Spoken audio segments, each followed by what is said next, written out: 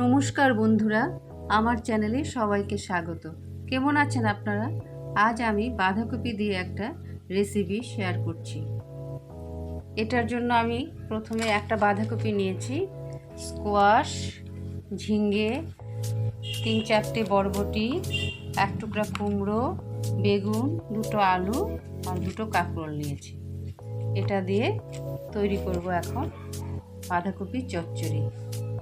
সমস্ত জিনিসগুলোকে ভালো করে ধুয়ে আমি কেটে নেব। বাঁধাকপিটাকে আমি এভাবে কেটে নিয়েছি। এই দেখুন, একটু বড় বড় করে ভালো করে ধুয়ে একটু ভাপিয়ে নেব।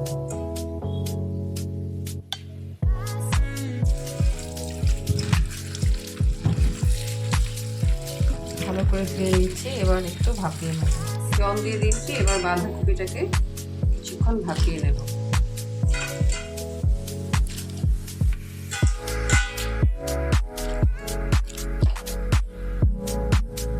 এইভাবে ভাপিয়ে নিচ্ছি, ঢেকে দিচ্ছি একটু সময়ের জন্য। বাঁধাকপি দেওয়ার জন্য যে তরকারিগুলো আমি কেটেছি, এই দেখুন এইভাবে কেটে নিয়েছি সমস্ত জিনিসগুলোকে। এবার এগুলোকে ভালো করে ধুয়ে নেব। দেখুন বাঁধাকপি সেদ্ধ হয়ে গেছে, এবার আমি গ্যাসটা বন্ধ করে দিচ্ছি। এবার এটাকে ছেঁকে নেব।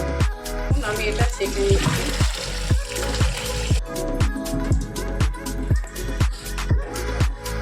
তেল আমার গরম হয়ে গেছে, 5 ফোড়ন দিয়ে দিচ্ছি।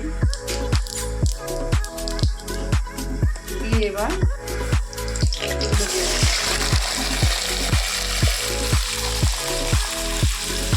আমি এতে হলুদ দিয়ে দিচ্ছি আর স্বাদ মতো নুন দিয়ে দিলাম।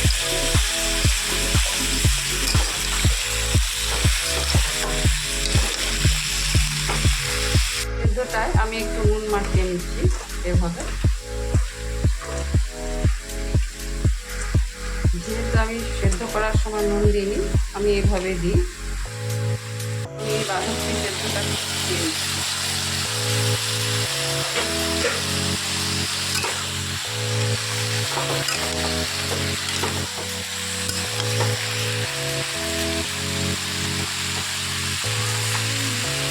সাথে কাঁচা লঙ্কা বেটে রেখেছিলাম, সেটাও দিয়ে দিলাম। একটু ঝাল ঝাল করা রয়েছে, তাই একটু বেশি করে কাঁচা লঙ্কা দিয়ে এটাকে 5 মিনিটের সবজিও বলা চলে। আমরা বাঁধাকপি চচ্চড়িও করে থাকি, কিন্তু এটা হতে বেশ খানিকক্ষণ সময় নেই। ওই তরকারিগুলো ভালো করে সেদ্ধ হতে হবে, তাই আমি এটা ঢেকে ঢেকে রান্না করি।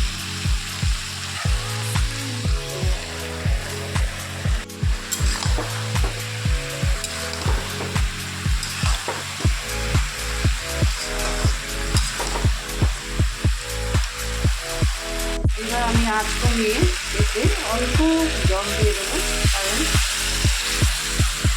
সবজিগুলো ভালো করে সেদ্ধ না হলে ভালো লাগবে না। তাই আঁচ কমিয়ে জল দিলাম অল্প। এখন ঢেকে দিচ্ছি।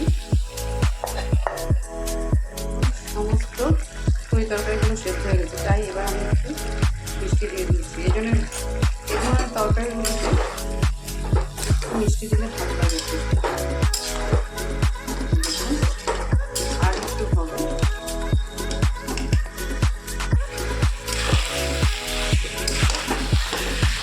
এই দেখুন হয়ে গেছে, তৈরি হয়ে গেছে আমার বাঁধাকপি দিয়ে পাঁচমিশালি একটা তরকারি বা বাঁধাকপি চচ্চড়ি।